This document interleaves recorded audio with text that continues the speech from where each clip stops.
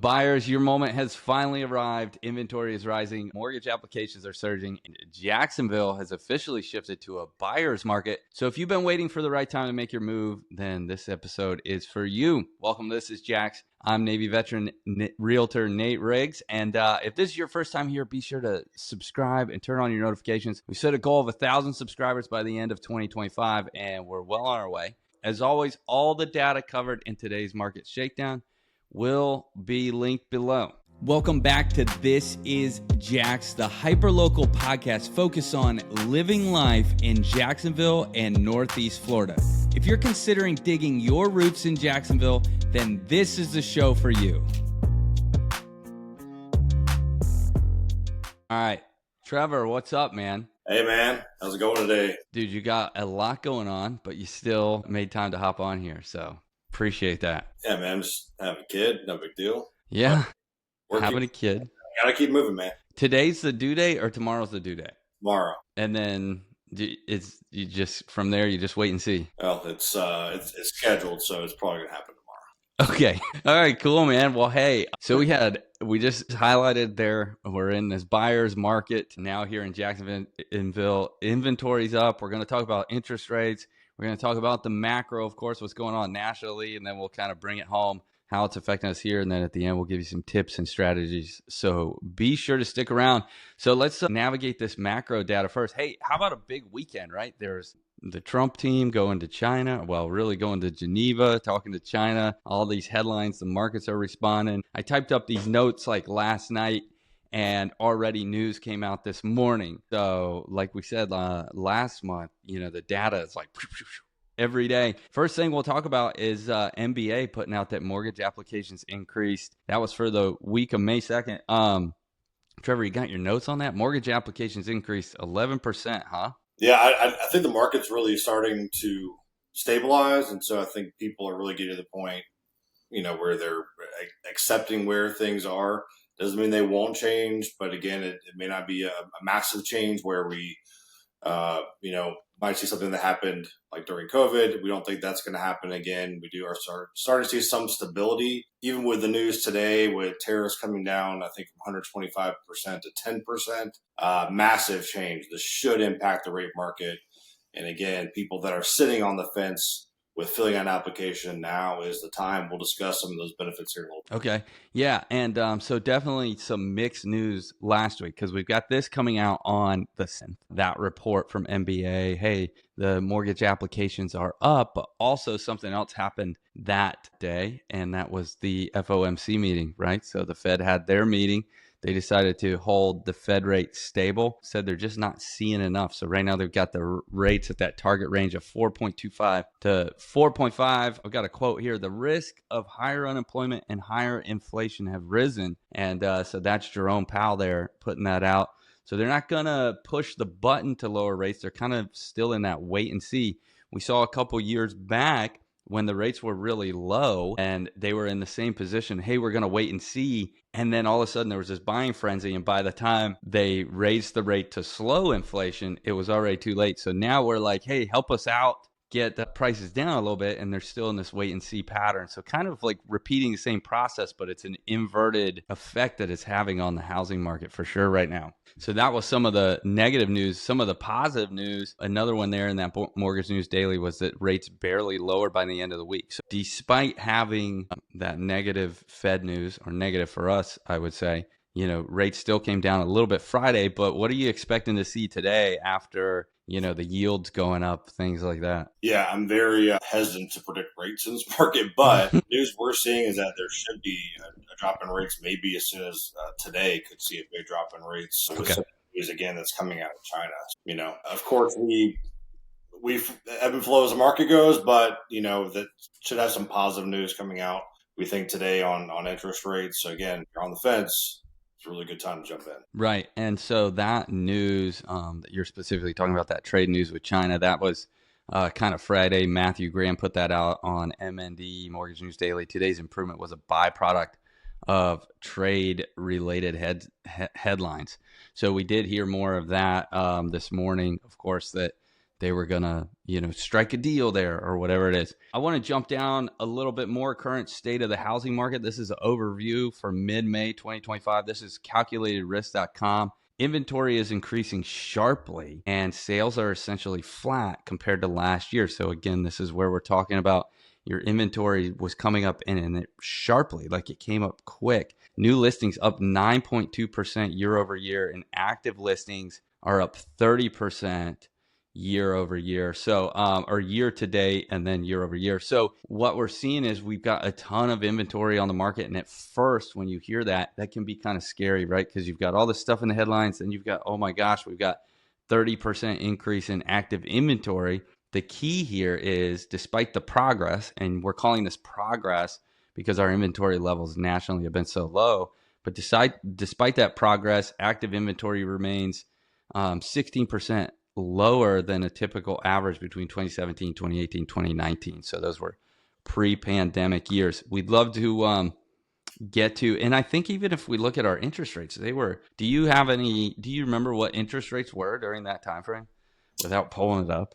I didn't pull it up. I don't have it. I can pull something here and we'll see what we can find. But I mean, overall, at this point in the year, there are a lot more positive readings that we're seeing than negative readings. I mean, compared to last year versus this year, things are heading in a more positive direction. I know maybe it doesn't feel that way, but overall, we look at applications, we look at kind of direction rates are starting to move. I think these are positive trends. And with the inventory, as you mentioned, I think these are all really great things that can happen, for buyers and for sellers alike. I mean, there's a lot of opportunity out there. Yeah, there were a lot of people that wanted to sell, but they knew even if they sold their home, it might fire sale. But then the process of buying that move up home or that move down or downsizing or whatever it is that they needed to do, crosstown move, those were very challenging in the past couple of years because as prices were so inflated and inventory was so low. Yeah, I can sell my house easy, but then where do I go once I'm there? So now it's kind of a more normalized market. I just pulled up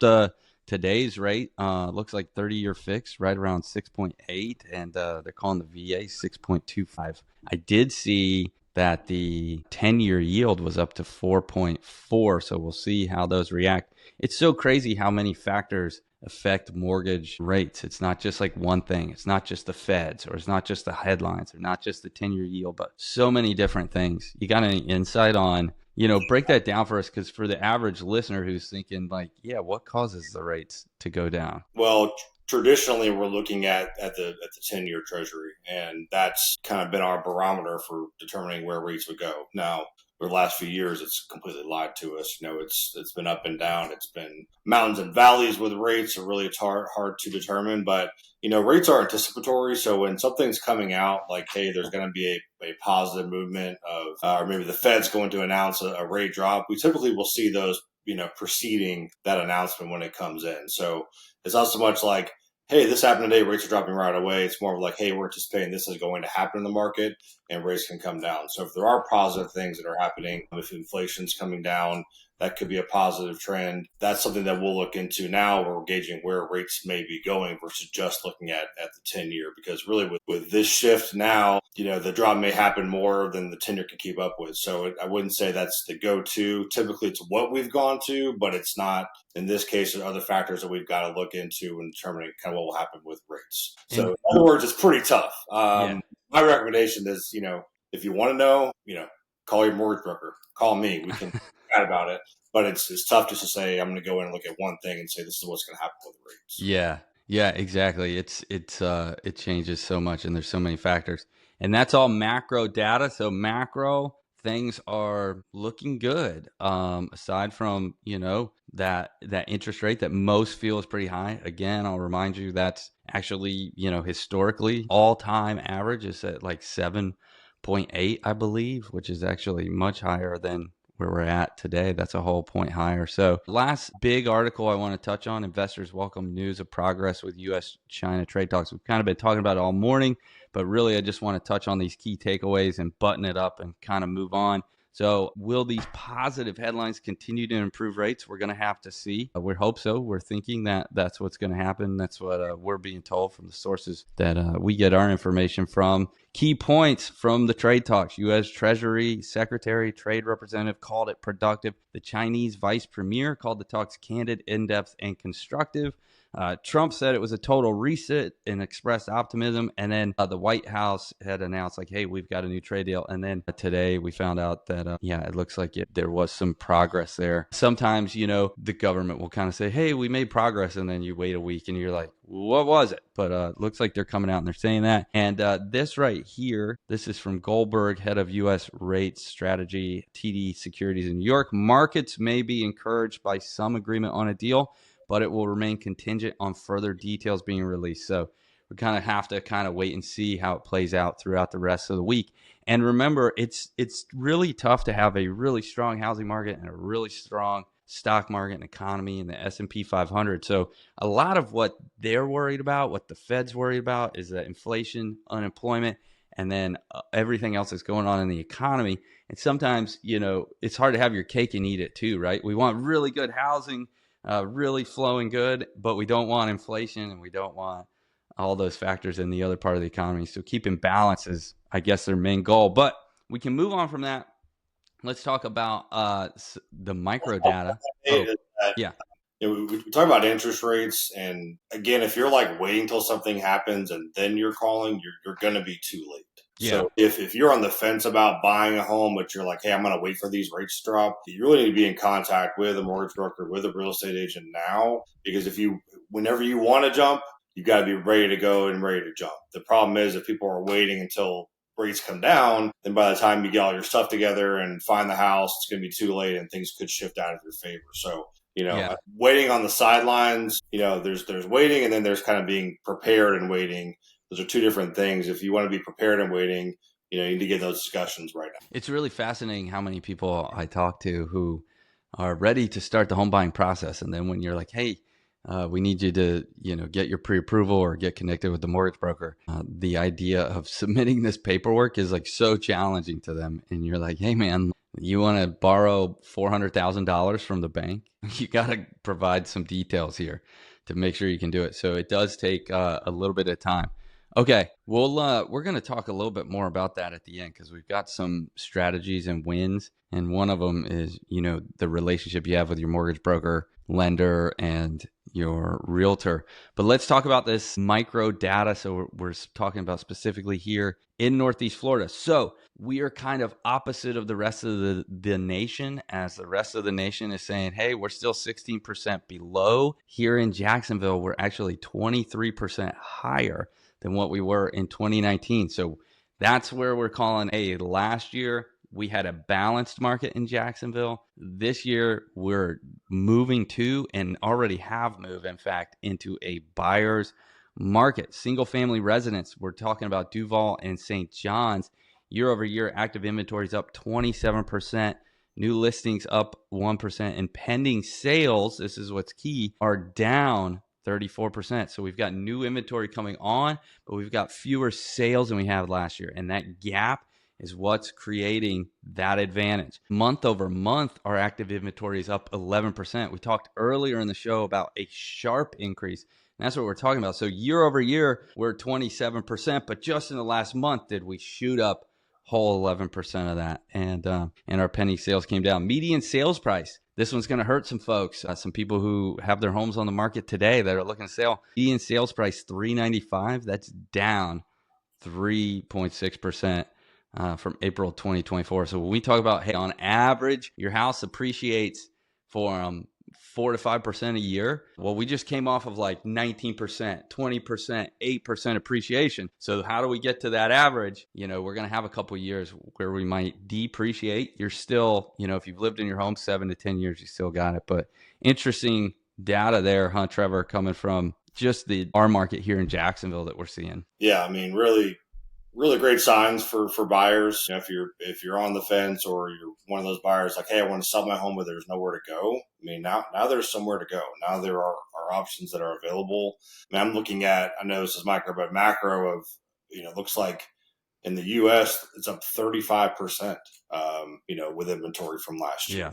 and we're seeing massive changes from I can't find a house now to which one do I want to get. Again, this market's going to get hotter if these rates drop. I mean, that inventory is going to start to drop. Your opportunity is going to drop. So I cannot stress enough that now is the time. The school's about to get out with these kids. I know it's time everybody wants to move.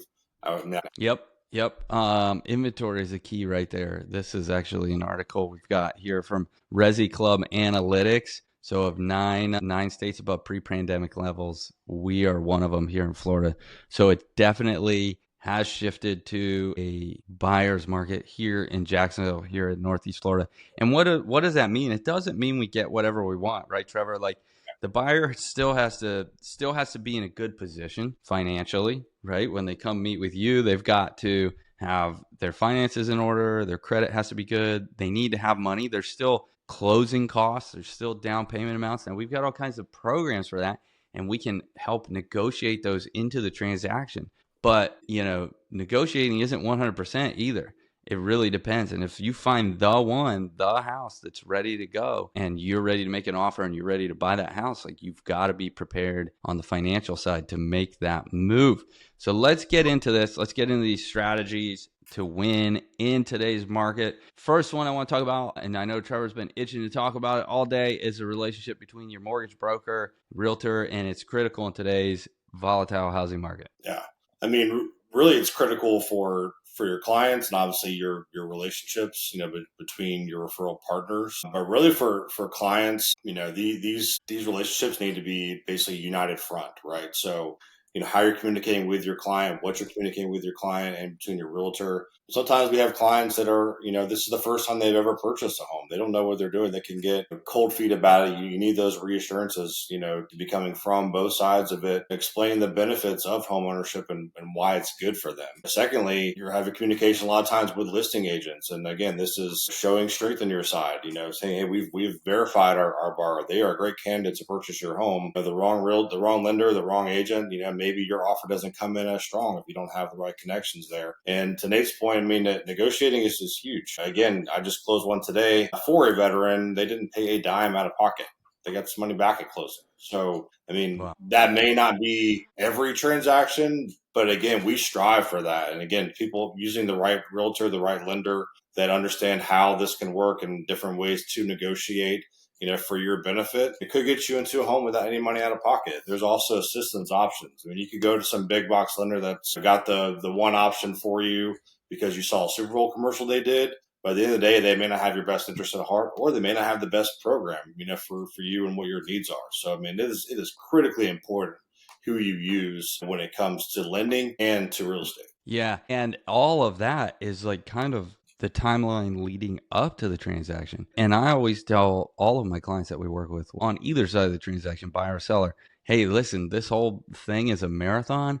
And once we go under contract, that's when the hurdles start, right? And that's when the challenges come. And that's where that relationship is all the more important. You and I text each other. We talk to each other on the phone. We're on calls like this, whether it's Saturday, Sunday, or whether it's a weekday, we're in communication like that.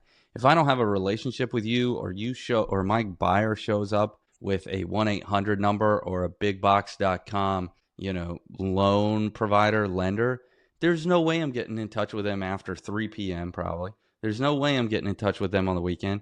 If something comes up that's time sensitive or urgent to the transaction, I'm probably going to have to negotiate for an extension or some sort of addendum or option to the contract because we're not able to work at the speed needed often during the transaction as like you and I are, who have a relationship, who you're here. And that's not just with me, that's with my clients too. I know that if my clients reach out to you, that they're able to get a hold of you and they're able to get those answers. And it's not a 1-800 number, press 4, then press 3, then sit on hold, then talk to so-and-so, and it's from the wrong department. Well, who's the original person? Well, they're not here anymore. They handed it off to person A, and now, you're down the line and you have no idea what's going on. It can be very stressful. It's hard to buy a house, and it should be hard to buy a house. It's not just a guarantee, but we're here to make it better and make it smoother for you and have a good experience throughout the whole thing. And then that way, when you live in your house and you're like, wow, this was a challenge to get here, but I had a great team that got me here. And now, I'm enjoying all the benefits of home ownership. Yeah, and a lot of times, I mean, if you're using big box lender, they're not going to go the extra mile for you. I mean, I can tell you countless times that Nate and myself have gone the extra mile. We've gone to people's houses to help them print documents. We've hand delivered documents. Yeah. I mean, that's just one thing. We've helped them move things out. There's certain things that you're going to get by using somebody locally or somebody that has experience. I mean, I think you cannot really say enough about who you choose when it comes to lending and when it comes to your real estate. I mean, you choose the wrong lender, you could be the person that, as we joke about it, but could be sitting on the side of the street in your U-Haul with it all packed up with your 3 kids ready to go to your new house. And also, so something comes up and we can't close your loan, and where do you go then? Extend it until you can find a place to rent. I mean, that's a nightmare. And absolute nightmare. Unfortunately, I've seen it happen. You don't want that to happen to you.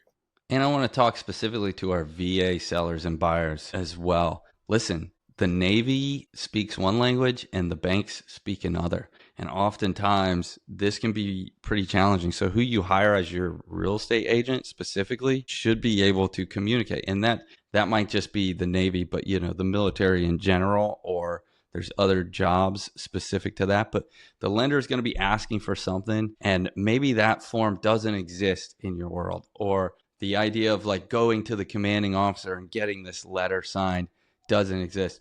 But here in the middle, my job is to kind of say, hey, I understand that seems daunting, but here's what we really need for that form and what we can satisfy. Or oftentimes I'm able, I have the client call me and they're like, hey, they're telling me I need this thing. What is this thing? And then I'm able to talk to, and sometimes, Trevor, this is if they come with their other lender, I'm able to call them and say, hey, what is this? And actually get the breakdown and then basically like interpret it to my client on what they need. And I know you and I do that same thing sometimes.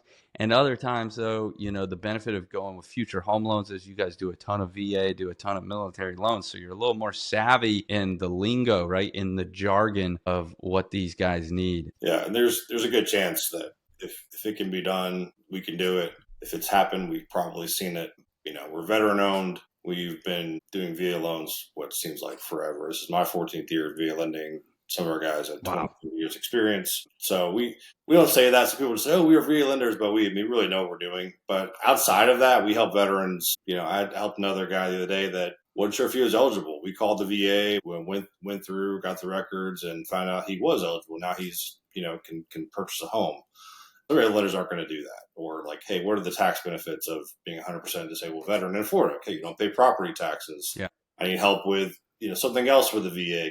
Or what if you're 10% disabled? Then what happens? There might be something there too. I mean, we don't want this to be transactional. We want this to be relational, and we're going to treat our clients like we treat our own family. And I think go through, the work we've done together. You're going to see that, and I think that really shines. Yep, absolutely. Buyers, not much to say here. This is your time. You have command in Jax. Biggest thing is you need to connect with your realtor, with your lender early, with Trevor and me early, get the process started. If you're 12 months out, we want to connect with you and get you on a path. If you're 6 to 12 months, if you're 0 to 3 months, 3 to 6 months, these are kind of some different brackets that we have, and we have systems available for each of those. Oftentimes people think that, hey, I'm just going to shop online. I don't want to bother you. No, you're not bothering me. It's my job. And the earlier I get to talk to you and connect with you and we get the process started, the smoother it's going to be for you and the better you're going to feel when the transaction's all over. Anything else for buyer specific, Trevor? Yeah, I want to talk real quick about our vets that are getting orders somewhere else. This is a recent situation that I had with a veteran. He does own a home here in Jacksonville. He's like, hey, man, I'm getting moved out to Eglin, which is a little bit further out towards Pensacola. And I think we want to buy another home. The great news, I'm like, hey, man, you can do VA. He's like, I didn't know that. I already have a VA loan. Can I do another one? You can. And really, he thinks he's going to go there for years and then come back to Jacksonville. But in the meantime, he can utilize the VA benefits on this new home to where he can purchase that home. And then when he leaves there, he can rent that home out. It's in a military town. It's going to be easy to rent out. and then he's going to come back to Jacksonville and have his home, that he's already got here to move back into. And those are basically 100% financing transactions. So he's literally going to have an investment property with his VA benefit in a military town that'll be easy to rent for him, and then have a home back here in Jacksonville. So, vets that are getting moved out in orders to go somewhere else, reach out to us, man. There are tons of this is a great long-term strategy for investment in a property purchase, essentially converting a primary into investment that a lot of veterans don't understand that they can do. And this is just a great way to kind of build some of that long-term wealth once you're out of the military. Once the BAH is gone, now I've got a constant income source that's coming in that's passive, that I don't have to go work for. It's going to be coming to me. So that's my message today for a situation that's happened recently. Hey, on that, we do a lot of VA myth busting. If you want all this VA myth busting information, we can package it in a neat little, it's not going to be too many pages or like a huge book, but we'll get that to you. Just give us a comment, shoot us a message, and we'll be sure to get that off to you. Sellers, all right.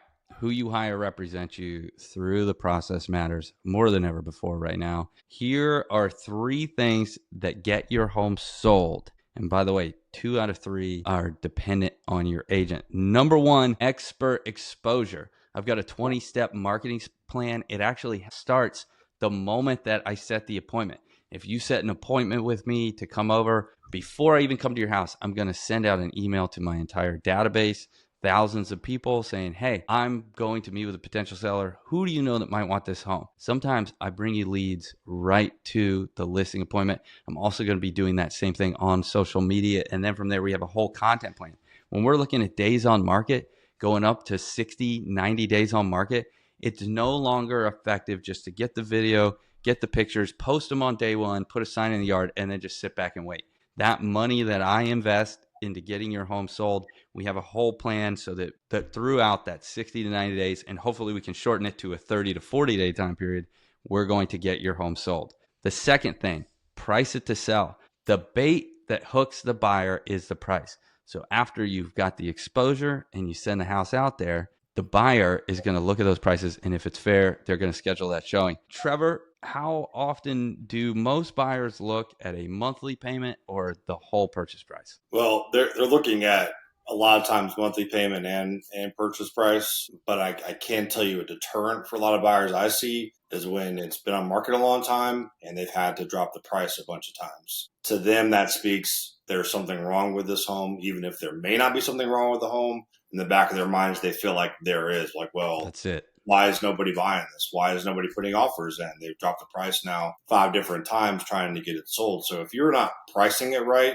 to begin with, then you're going to be longer days on market most likely, because people are going to feel like maybe it's an inferior product, even though it may not. That's it. And so these first 2 things are agent dependent. Your agent should be giving you the honest opinion of what the price is for your house, and they should be telling you what price they can put on the home that will get people in line. I like to give them kind of 3 options. Like, hey, this is you want to test the market and you want to take a gamble on what Trevor just talked about, being priced too high and having to drop the price and spending those days on market. That's this price. Here's your fair price if we just, matched it 1 for 1 on what homes are selling. But if you want to get people knocking on the door, standing in line, this is the price you need to go to. And a lot of sellers are afraid of that because they think they're going to sell it for less. But if you get that line, that's where the potential for the multiple offers comes in, which can give you the highest and best offer in today's market versus just setting it fair. And then you get that one fair person, and then they're going to be negotiating for all those things Trevor wants, like closing costs and rate buy downs, right? So. Right. One more comment on that. I think the last month or 6 weeks or so, I've had 3 buyers that had contingent sales. So that means that they've got a house that they're selling that has to sell in order for them to purchase their new home. I've had cases where the agent did a great job in getting it listed, and it had an offer accepted pretty quickly. And I've got a couple others that honestly have been sitting for a long time. Now, what that does is the home that they decided they wanted now is being pushed further and further out because they can't get their financing in order because their house is not yet sold. So if you find the house that you want, like, oh, I'm trying to get the maximum amount of the house that I'm selling, you may want to look at it and make sure it's priced right, because you could be risking the new home that you're wanting to purchase. Right. There you go. Price the home right. So expert exposure, price the home to sell. The last thing, pristine condition. This one's up to you, homeowners. This is all on you. The buyer will most likely be touring several homes in your neighborhood. When this inventory's up, there's going to be 7, 10, 14 homes available in your neighborhood, depending on how big it is. Some of these neighborhoods in St. John's and Duval are pretty large. And I know this because I've got some listings in there and I know what the competition are. There's 10, 14 other homes that this buyer could choose. When the buyers are going through them, if your house isn't the best one and if it's not priced fair, they are not going to write you that offer. They will buy the one down the street. And listen, I've had deals fall apart right now over less than $100 a month on what it was coming out to. And I will tell you this, as a seller, $10,000 is a $10,000 check. To the buyer, what is it in today's market? About $50, $50 to $80 a month for that $10,000. So you've got to kind of have this in mind as you're lowering it down. As you're lowering your price, you've got to be kind of willing to go. So those are the 3 things for a seller. We covered buyers, we covered the relationships, we covered a lot of stuff. Here's my thoughts. You need to stay connected to your agent and your lender. If you don't have one, now you do. That's us. We'd love to connect with you. Just head to my website, riggsgroupfl.com, fill out a connect card, and we'll get there. All of my information, Trevor's information, and all of the information will be posted below in the notes. And if you want to come hang out with us, we've got a Beach Fest coming up. It's a free event, June 8th, Sunshine Park in Jacksonville Beach. So for more information or to register, click the link in the show note. Trevor, what else? Close us out. Oh, man, I can't stress enough that now is the time. We probably be a dead horse with this, but if you want to be filled with regret and not make a decision, or as we mentioned before in these podcasts, analysis paralysis, think that you're going to be the expert and wait it out until something amazing happens, you're going to miss out. Now is the time. Inventory is high, which are likely coming down. Don't wait a minute longer. Please reach out to us. We will take such good care of you. We know what we're doing. We'd love to help you. That's right. We'd love to help you. Thanks for listening to This Is Jax.